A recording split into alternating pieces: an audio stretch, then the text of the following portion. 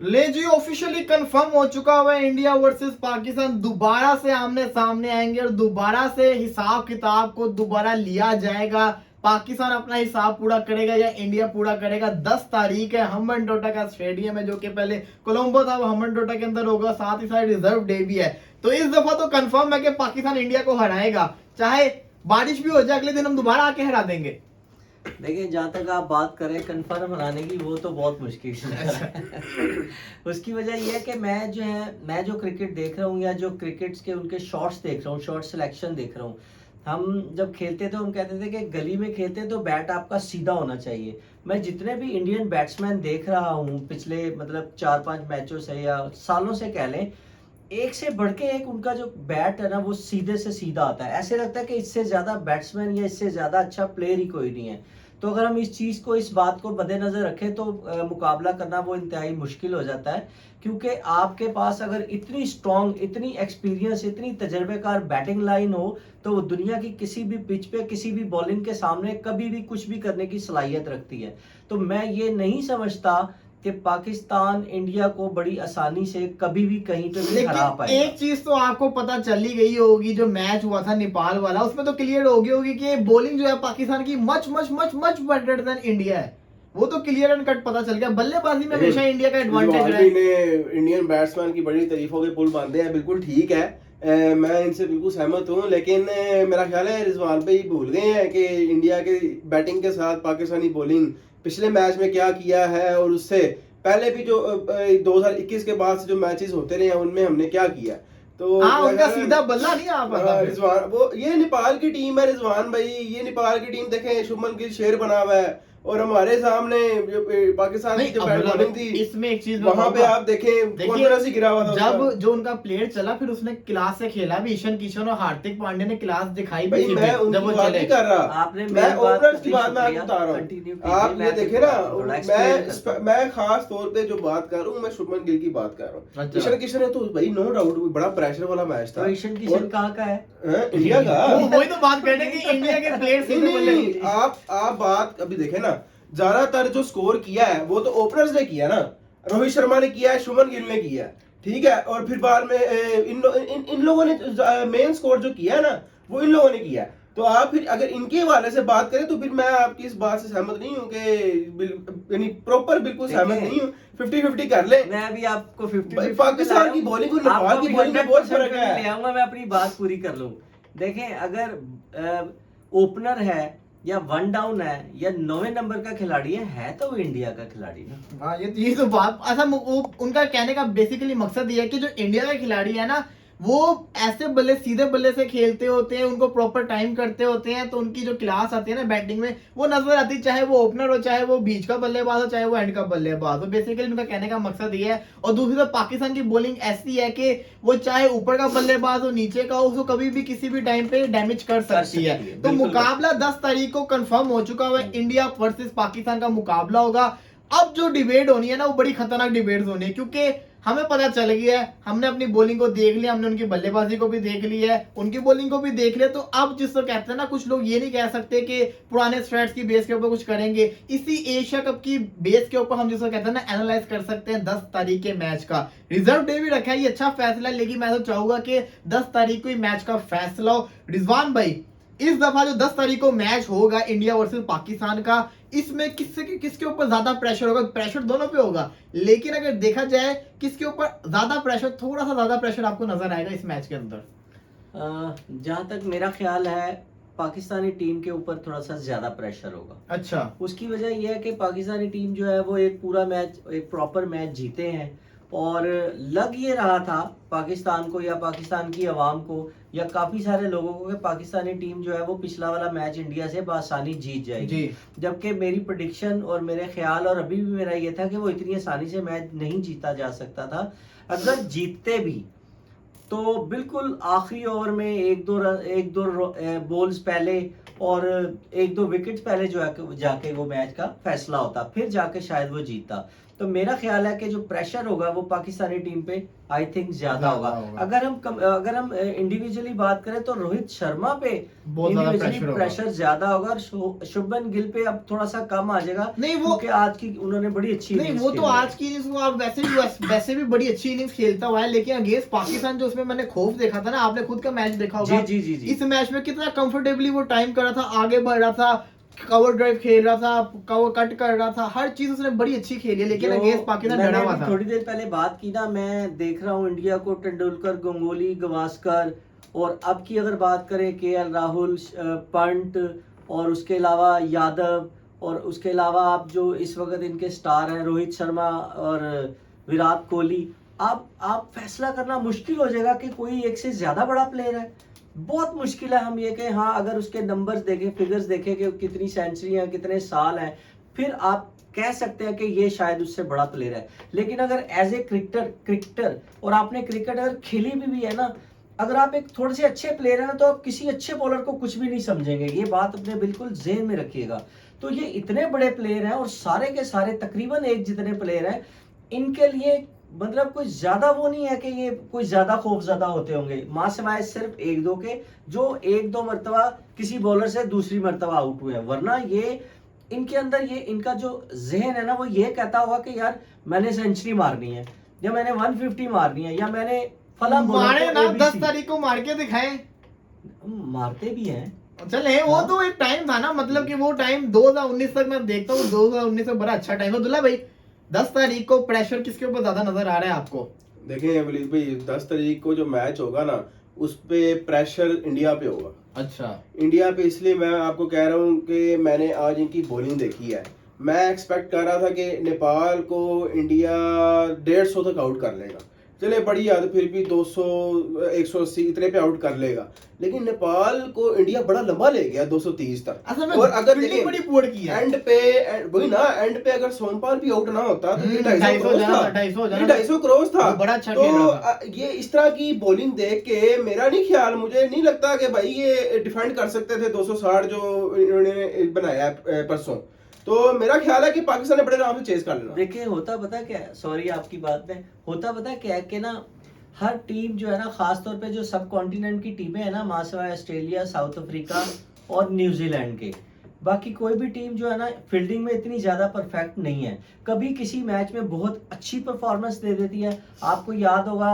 T20 का जो 181 I think India ने किया था, जिन्होंने लास्ट बॉल या एक बॉल पहले पाकिस्तान ने, अर्शदीप सिंह ने कैच छोड़ा था, चेज जी वही वाला, हाँ। जिसमें इन्होंने क्या कहते हैं कर लिया था, तो आपने उसमें देखी थी आउट क्लास पाकिस्तानी फील्डिंग थी, लेकिन आप इस टूर्नामेंट में देख लें कितनी गंदी अच्छा fielding मजे की है। चीज है इस तो मैच में हमें ना मैटर करती है, हमें बड़ा ना ज्यादा सुने जैसे stats आपने- आए, स्टैट्स आए हैं, सुने वो जरा। जी आया स्टैट्स है 2019 के वर्ल्ड कप के बाद से ओडीआई के अंदर कैचिंग एफिशिएंसी का स्टैट आया, जिसके अंदर गेस करें नंबर 1 पे था इंग्लैंड, नंबर लास्ट के ऊपर था अफगानिस्तान, 82 पॉइंट समथिंग परसेंटेज के साथ इंग्लैंड नंबर 1 पे था, 81.87 परसेंटेज के साथ पाकिस्तान नंबर 2 के ऊपर था, और जो सेकंड लास्ट थी ना वो थी इंडिया।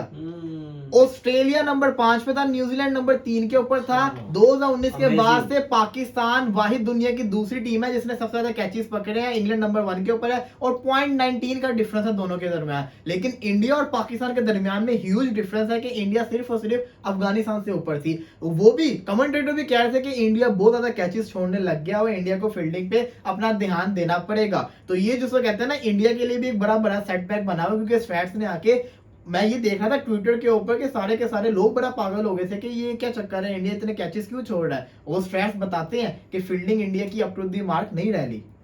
आज तो भाई बड़े कैच छूटे हैं, 3 कैच तो वैसे हमारे सामने जो हम मैच इधर लाइव ही कर रहे थे, पहले 5 ओवर में 3 कैच छोड़े थे, तो अभी छोड़ यही अगर एक कैच भी अगर ऐसे ही पाकिस्तान के है। खिलाफ छोड़ा होता ना, तो वो भी क्या अर्शदीप का हाल हुआ था।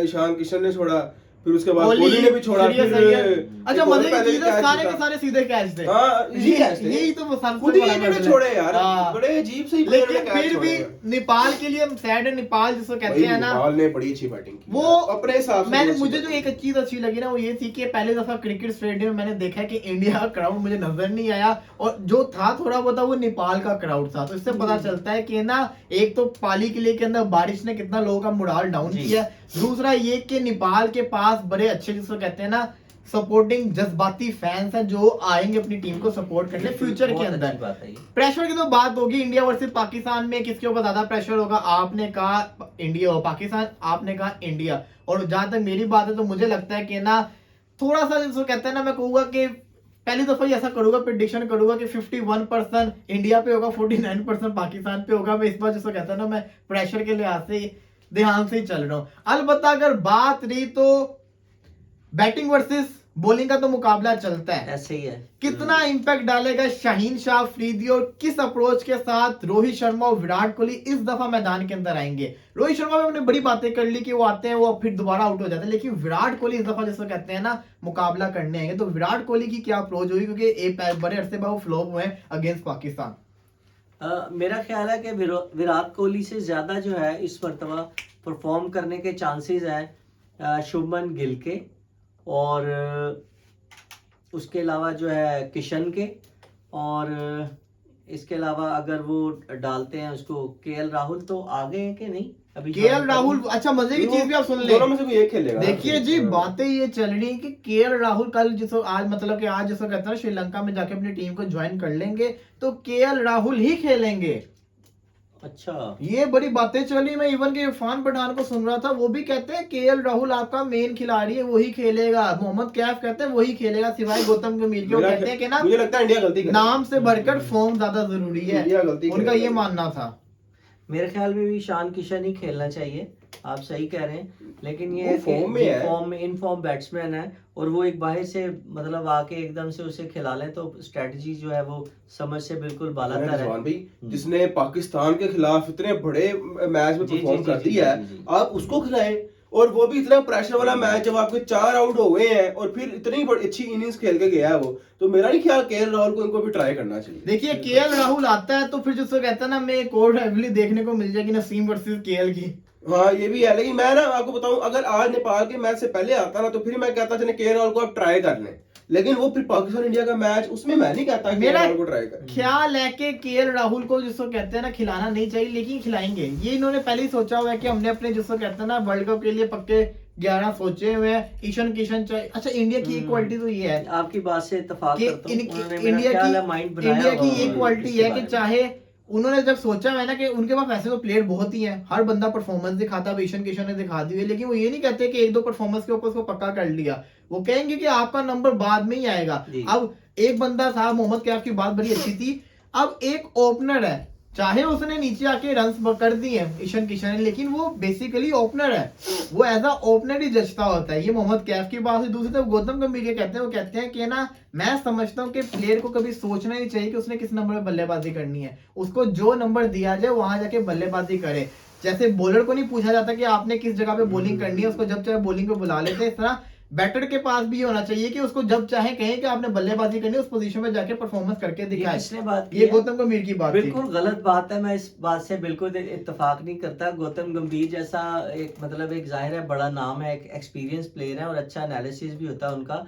इतनी मतलब बिल्कुल भी कोई बात तो क्लिक नहीं की माइंड को। आप अगर एक कैप्टन है, मैं आपकी भी बात करता हूँ, आपसे भी पूछता हूँ और उनसे भी सवाल है मेरा कि अगर आप एक कैप्टन है और आपके पास आपको पता है कि आपकी स्ट्रेंथ में ये बॉलर है ये बैट्समैन है, इज इट पॉसिबल कि आप ओपनिंग वाले को कहें बिल्कुल। कि आप 9वें 10वें नंबर वो नया बॉल बॉलर को वो आधी बात उनकी बिल्कुल सही है कि बॉलर को आप कहीं पे भी कि यार हाँ यहाँ पे मैं अब इसको लगा लूं, वो बॉलर के लिए ये नहीं है कि आपने उसको 35 ओवर के बाद ही लाना है या 5 ओवर में। बॉलर के बैट्समैन के लिए हम ये नहीं कह सकते, ये इतनी थोड़ी बहुत फ्लेक्सिबिलिटी हो सकती है। एक नंबर ऊपर नीचे हो जाए बस। वो भी मैटर ये नहीं होता कि बिल्कुल ओपनर नीचे सिचुएशनल को आपने हैंडल करने के लिए आपने चेंज किया। खास तौर पे तो ये बहुत बात बड़ा मैं मैच नहीं हो, समझते कि एग्जैक्टली इसमें नहीं, मुझे भी नहीं लगता ऐसे। अच्छा तो लेट्स सी देखेंगे क्या होगा, लेकिन सवाल एक और आता है, पाकिस्तान की बल्लेबाजी का इम्तिहान जिसको कहते हैं ना लाहौर से शुरू होगा 6 तारीख से अगेंस्ट बांग्लादेश और पाकिस्तान का मैच होगा। शायद अफगानिस्तान भी आ सकते हैं, कुछ भी हो सकता है,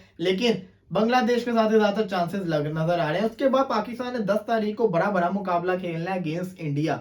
तो उस टाइम हमारी बॉलिंग ने तो हमें दिल खुश कर दिया, पास कर दिया, लेकिन ये बात तो तय है कि पाकिस्तान की बल्लेबाजी का इम्तिहान तो होगा। हाँ, प्रेशर ये गेम बात होगी, तो प्रेशर के अंदर पाकिस्तान की बल्लेबाजी कैसे क्लिक करेगी। अगर तो पाकिस्तान ने वंडरफुल बल्लेबाजी कर दी तो फिर जिसको कहते हैं ना पाकिस्तान ये भी लोगों को दिखा सकता है कि हमने जिसको कहते हैं ना वो वाला टारगेट भी चेस कर लेना था, हमारे में दम है। लेकिन अगर ये उस दिन फ्लॉप होते हैं तो इसका मतलब होगा ये बहुत बड़ा क्वेश्चन मार्क पाकिस्तान के ऊपर आएगा। लोग फिर ये भी कहेंगे कि आप उस दिन बच गए थे। तो पाकिस्तान की बल्लेबाजी के ऊपर 10 तारीख को इंडिया की बल्लेबाजी और इंडिया की बॉलिंग से ज्यादा नजर होगी पाकिस्तान की बल्लेबाजी के ऊपर। किस बल्लेबाज के ऊपर ज्यादा प्रेशर आप देख रहे हैं 10 तारीख में? देखें, आपने जो बड़ा अच्छा मतलब एक इसका एनालिसिस किया है। रियलिटी को ना हमेशा सामने जरूर रखना चाहिए। एक होती है आपकी विश चॉइस होती है और आप चाह रहे होते हैं कि वो काम हो जाए, लेकिन ऐसे होता नहीं है। होता वही है जो मतलब होना होता है। बिल्कुल। आप अगर क्रिकेट की बात करें और पाकिस्तान क्रिकेट की और पाकिस्तान बैटिंग लाइन की अगर बात करें तो प्रीवियस एक्सपीरियंस को हम कभी भी नजरअंदाज नहीं करेंगे। आपकी उम्मीदें जो है ना वो बहुत ज्यादा हाई आप अपनी एक्सपेक्टेशन कर लेते हैं, जबकि वैसा ज्यादातर ऐसा नहीं होता। तो अभी भी उस तनाजुर को, उस रियलिटी को हमें अपने जहन में, अपने ख्याल में रखना होगा। हमें उस बात को नहीं भूलना। हाँ, अच्छा और पॉजिटिव सोचने का हमें हक है, हमें सोचना चाहिए। लेकिन जब बड़े मैच हुए हैं, खासतौर पे ऑस्ट्रेलिया या इंडिया या साउथ अफ्रीका के साथ, ज्यादातर इन्होंने हमें जो है ना वो मायूस किया। इस बिल्कुल। बात को मैं बिल्कुल भी नहीं भूलूंगा। हम तो मतलब पता नहीं कितनी दहाइयां हो गई ये बात को और इसको ऐसे देखते हुए। तो रियलिटी यही है कि अगर पाकिस्तानी टीम या अगर इंडियन टीम पाकिस्तान की बात करें जीतती भी है तो बहुत क्लोज मार्जिन से जीतेंगे। बहुत ज्यादा जान मारनी पड़ेगी, हर बंदे को अपना 100% परफॉर्म करना पड़ेगा, फिर जाके पाकिस्तानी टीम जो है या पाकिस्तानी बैटिंग लाइन जो है वो कामयाब होगी और कामयाबी समेट सकती है। बिल्कुल। अदरवाइज इंडिया टफ टाइम देगा, वो कोई इतना आसान हरीफ नहीं है।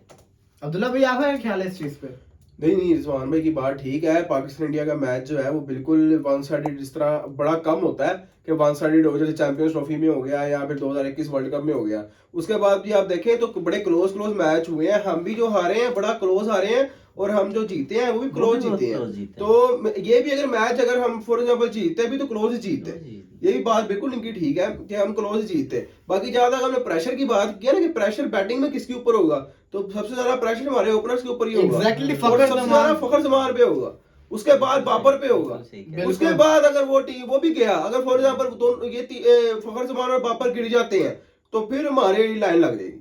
क्योंकि या तो अगर आउट होना है तो कम से कम जरा सेट हो गए, तो फिर अगर आउट होती है टीम तो वो अलग बात है। लेकिन हमारा ये pressure अच्छी पूरा- बात ये है कि बाबर की भी एक वजह है और फखर जमान की भी एक रीजन है किस हाँ। वजह से ये अंडर प्रेशर हो ऐसे। गए। बिल्कुल ठीक है। असल पूरा जिसको कहते हैं ना पाकिस्तान बल्लेबाजी का दारोमदार ही पाकिस्तान के टॉप 3 के ऊपर Top है 3 के ऊपर। और इन्हीं के ऊपर प्रेशर हर हाँ। गेम में होता है। उस गेम में ज्यादा प्रेशर होगा तो ऐसे। 10 तारीख का मुकाबला जो है ना वो बड़ा ही जिसको कहते हैं ना बड़ा मुकाबला होगा। क्योंकि ये मुकाबला था, इसके पास आपके पास एक चांस था कि आप अगला मुकाबला इनके साथ खेल सकते हैं। इसके बाद ये नहीं आप कह सकते कि आप तीसरा भी लाजमी खेलेंगे, वो ये आप जीतेंगे तभी जाके तो आप फिर फाइनल में next जाएंगे। round तो में ये वाला जो जाएंगे। मुकाबला होगा ये होगा डू एंड डाई, यहाँ पे फैसला होगा। लास्ट टाइम इंडिया ने पाकिस्तान को पहला ग्रुप का मैच हराया, मेन मैच पाकिस्तान जीत गया। आखिरी बॉल के ऊपर 2 बॉलों पे 2 चाहिए थे, सरकार ने चेस कर लिया, अर्शदीप सिंह ने कैच छोड़ा था। उस मैच के बलबूते पे पाकिस्तान ने क्वालिफाई कर लिया था फाइनल के लिए और इंडिया बाहर हो गया था उस मैच से हारने की वजह से। तो ये वाला मैच मैं समझता हूँ बहुत ज्यादा जरूरी है दोनों टीमों के लिए। जो जीतेगा उसका एशिया कप की ट्रॉफी के लिए आखिरी जिसको कहते हैं ना पड़ाव में वो चली जाएगी और बड़ा करीब आ जाएगा। क्या पता दोनों टीमें फाइनल में आ जाए, ये भी हो सकता है, लेकिन आपको जीतना लाजमी है और जो जीतेगी वही जिसको कहते हैं ना बड़ी टीम कहलाएगी। तो लेट्स सी, देखते हैं क्या होगा। बड़ा मुकाबला है, आपने जरूर बताना। हमारी भी जिसको कहते हैं ना इसके ऊपर एनालिसिस हर रोज कुछ ना कुछ एनालिसिस पे चलते रहेंगे, लेकिन प्रिडिक्शन का जब टाइम आएगा तो जरूर प्रिडिक्शन भी टाइम से करेंगे। फिलहाल के लिए आज से आपको अपडेट कर देते हैं कि एक ग्रुप से फैसला हो गया, इंडिया और पाकिस्तान क्वालिफाई कर गया। दूसरे ग्रुप के अंदर आज जिसको कहते हैं श्रीलंका वर्सेस अफगानिस्तान का भी मुकाबला है, उसके अंदर फैसला हो जाएगा। अफगानिस्तान को 89 रन के मार्जिन से जीता, जो कि मुझे नहीं लगता कि वो जीत पाएंगे। तो श्रीलंका और बांग्लादेश ही क्वालिफाई करेंगे और 6 तारीख को परसों यानी पाकिस्तान वर्सेस बांग्लादेश का मुकाबला होगा जो हमें देखने को मिलेगा। तो फिलहाल के लिए हमें इजाजत दीजिए, चैनल को सब्सक्राइब कर दें, वीडियो को भी लाइक कर दें। इंशाल्लाह दोबारा मुलाकात होगी, तब तक के लिए अल्लाह।